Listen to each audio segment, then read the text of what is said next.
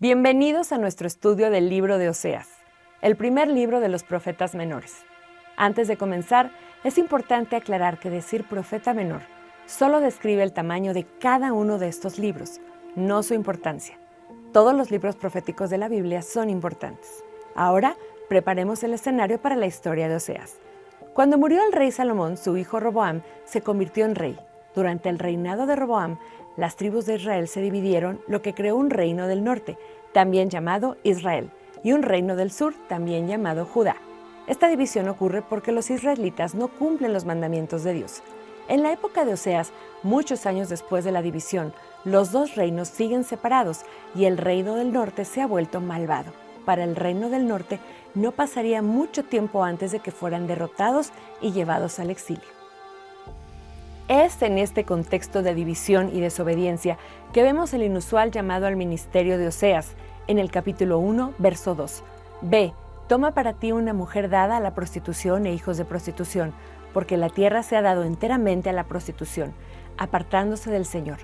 Con este pasaje vemos cómo se revela un plan a Oseas, donde Dios tiene la intención de usarlo a él, a su futura esposa Gomer y a sus futuros hijos como alegorías vivientes para predicar sobre el amor perdurable de Dios al pueblo de Israel. Al leerlo, verás que la esposa de Oseas continúa huyendo, lo cual también puede simbolizar cómo Israel constantemente se aleja de Dios. El ministerio de Oseas consiste en amar a su esposa descarriada, así como Dios ama a su pueblo rebelde. La alegoría se desarrolla más con el nombramiento de los hijos de Oseas y Gomer, ya que cada nombre anuncia desastre para el reino del norte. El nombre de su primer hijo, Jezreel, habla de la venganza de Dios por los actos asesinos de Israel. Luego tuvieron una hija llamada Lo-Ruhamá, que significa sin compasión, anunciando el fin de la compasión de Dios para el reino del norte. Finalmente tienen otro hijo y lo llaman Lo-Amí, que significa no es mi pueblo, lo cual señala un momento en el que Dios los separa de la herencia divina debido a su idolatría. Aunque la nación combinada de Israel enfrentará la destrucción, Oseas tiene esperanza. Resulta que su esperanza se hizo realidad, ya que Segunda de Crónicas 30:25 nos habla de muchos que escapan de Israel al huir a Judá. Esto nos muestra que Dios no ha terminado con Israel y está dispuesto una y otra vez a recibir a aquellos que se arrepienten de su desobediencia. En la historia, la esposa de Oseas, Gomer, se escapa con uno o más amantes y cae en alguna forma de esclavitud o prostitución. Cuando esto sucede, Dios le ordena a Oseas hacer algo inesperado. Dios le ordena a Oseas rescatarla en lugar de divorciarse de ella como podrías esperar. Leemos en Oseas 3:1, ve, ama a una mujer que ama a un amante y comete adulterio. Ámala con un amor como el del Señor por los hijos de Israel, a pesar de que ellos miran a otros dioses. Oseas encuentra a Gomer, la compra de nuevo, la lleva a casa y promete amarla. Los israelitas están experimentando días muy oscuros debido a su desobediencia a Dios. Esto requiere medidas extremas para que las cosas vuelvan por el buen camino. Y Oseas ciertamente llama la atención cuando predica sobre el amor de Dios. Podemos asumir que su predicación tiene un peso extra, porque él demuestra este mismo amor inexplicable y radical a su esposa infiel.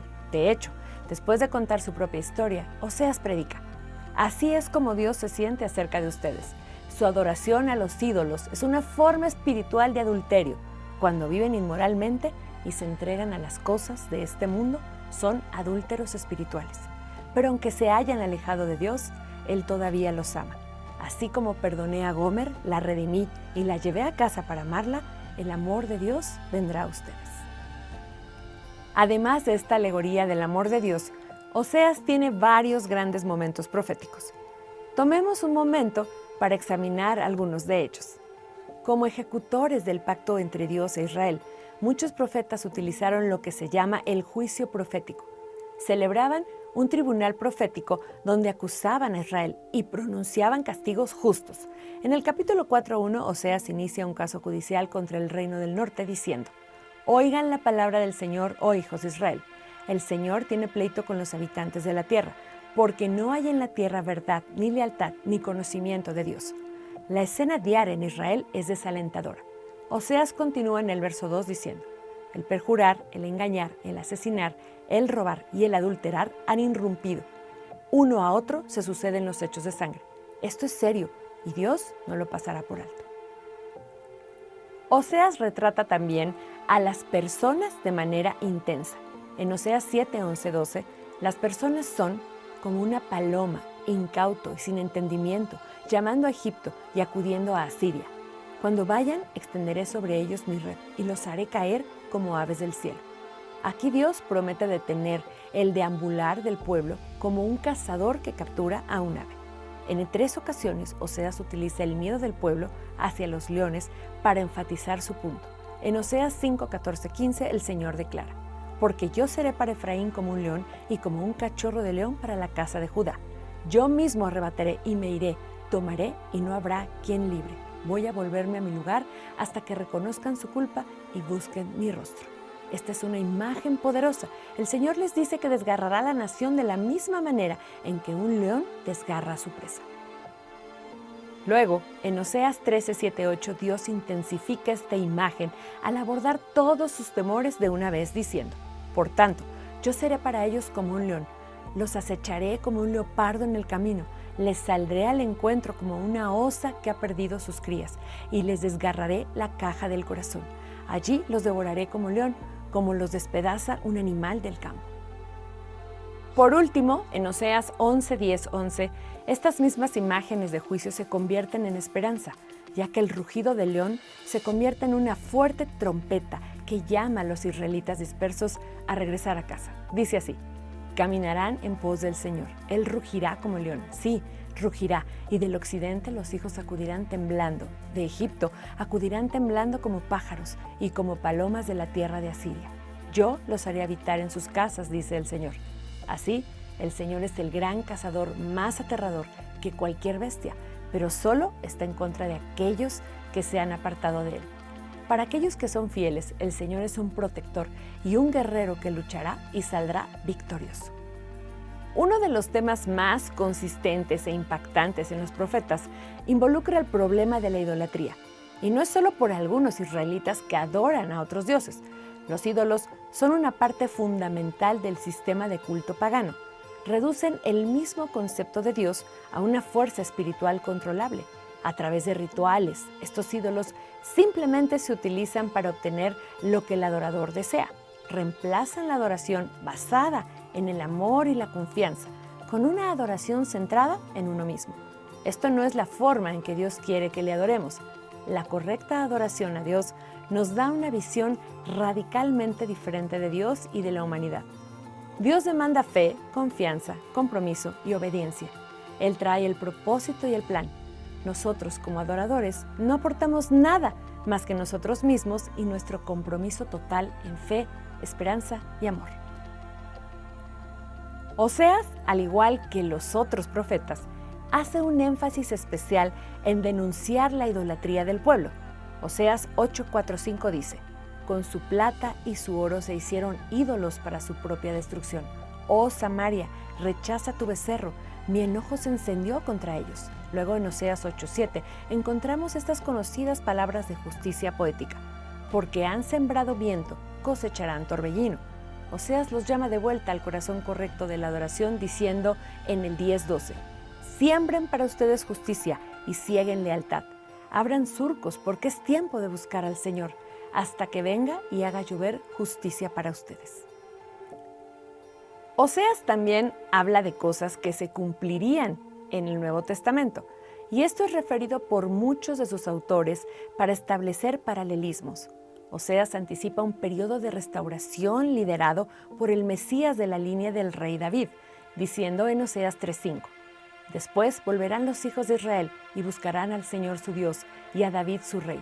Temblando, acudirán al Señor y a su bondad en los días postreros. Mateo explora el valor judío de los patrones repetitivos al utilizar Oseas 11:1 para celebrar la liberación de Jesús de Herodes el Grande cuando era niño. Al hablar sobre Moisés liderando a los israelitas fuera de la esclavitud, Oseas escribe: cuando Israel era muchacho yo lo amé, y de Egipto llamé a mi hijo. Mateo 2:13-15 hace referencia a este versículo al ver la liberación de Jesús, cuando su familia se desvía hacia Egipto para escapar de la sentencia de muerte de Herodes sobre los niños pequeños. él escribe. Entonces José se levantó, tomó de noche al niño y a su madre y se fue a Egipto, y estuvo allí hasta la muerte de Herodes, para que se cumpliera lo que habló el Señor por medio del profeta diciendo: de Egipto llamé a mi hijo. Si bien muchos lectores modernos piensan en la literatura profética solo como predicción, Mateo 2, 13, 15 demuestra que ese no siempre es el caso. El pasaje en Oseas 11 tiene un significado específico en su contexto inmediato y luego es utilizado por Mateo para contar y revelar la historia de Jesús. Usando otros pasajes de Oseas, veamos algunos ejemplos de cómo escritores del Nuevo Testamento hacen uso de las profecías del Antiguo Testamento. Pablo escribe en 1 Corintios 15 del 3 al 4. Cristo murió por nuestros pecados conforme a las Escrituras, que fue sepultado y que resucitó al tercer día conforme a las Escrituras.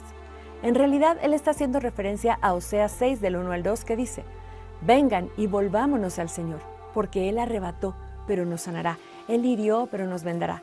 Él nos dará vida después de 2 días. Al tercer día nos levantará y viviremos delante de Él. Así como el viaje de Israel hacia Egipto tiene un significado similar a la travesía de Jesús, la promesa de la resurrección de Israel es relevante para Jesús. Como Mesías y Rey legítimo, Jesús es la cabeza de Israel y encarna al pueblo de Israel tanto en su muerte expiatoria como en su gloriosa resurrección. Cristo ha establecido un nuevo Israel, un pueblo perdonado, redimido y glorificado de Dios.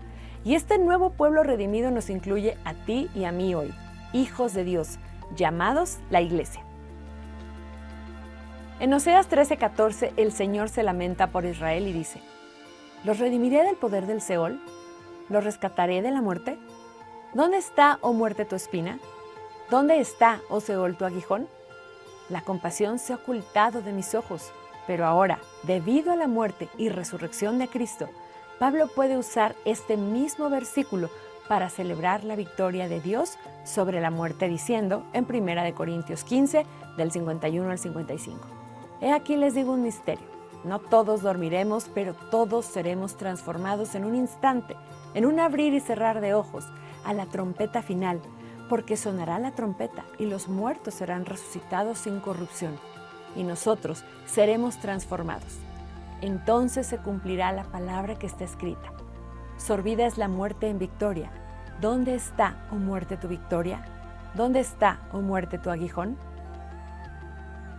Los nombres de 2 de los hijos de Oseas y Gomer, Lo Ruhamá, que significa sin compasión, y Lo Amí, que significa no mi pueblo, se refieren a cosas que sucederán pronto y en un futuro lejano. Oseas 1:10 dice: en lugar de lo que se les dijo, ustedes no son mi pueblo, se les dirá hijos del Dios viviente. Oseas 2:23 dice algo similar: y tendré compasión de la no compadecida, diré a los que no son mi pueblo, pueblo mío eres tú, y ellos dirán, tú eres mi Dios. Como representaciones vivas, los nombres de los hijos de Oseas señalan el próximo exilio de los israelitas. También señalan un tiempo en el que muchos del pueblo hebreo dejarán de ser el pueblo de Dios y rechazarán su gracia salvadora al rechazar a su Hijo, el Mesías. Elegirán dejar de ser el pueblo de Dios. El apóstol Pedro utiliza algunos de estos mismos conceptos para describir a la iglesia en 1 de Pedro 2, del 9 al 10. Pero ustedes son linaje escogido, real sacerdocio, nación santa, pueblo adquirido para que anuncien las virtudes de aquel que los ha llamado de las tinieblas a su luz admirable. Ustedes en el tiempo pasado no eran pueblo, pero ahora son pueblo de Dios. No habían alcanzado misericordia, pero ahora han alcanzado misericordia. Para concluir, agradezcamos a Dios por su generosidad y asegurémonos de no subestimar su llamado a su luz. Debemos regocijarnos, ya que Dios nos ha llamado a ser su pueblo. Oseas nos muestra la fidelidad inquebrantable de Dios, quien nos ama incluso cuando pecamos y nos rebelamos. No siempre somos fieles, pero Él viene a nosotros y promete amarnos. Si realmente creemos en esta promesa, ¿cómo no volvernos y dedicarnos a Él? Él nos busca y nos espera pacientemente. Así que regresemos a Él con fe y arrepentimiento hoy mismo.